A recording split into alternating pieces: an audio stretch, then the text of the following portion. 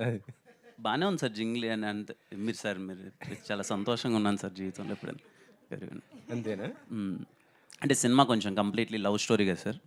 కొంచెం అలా ఉండాలి అని అంతే. ఓకే. ఓకే. అసలు యాక్చువల్లీ మీరు అంటే ఫిబ్రవరి 14థ్ మిస్ చేసుకోవడం మీకేమన్నా లాస్ అనిపించిందా? అంటే యాక్చువల్లీ 2 సినిమాలు వచ్చినా కూడా పెద్ద ఇది లేదు. సో, మీరు మంచి ఎక్స్‌పెక్టేషన్‌తో ఉన్నారు కదా! అదేమన్నా అనిపించిందా?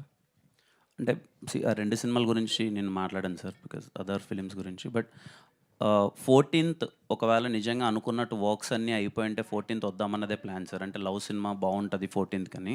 ఎక్కడో హర్రీ అవుతున్నామని మాకే ఆ ఫీలింగ్ కలిగింది సార్.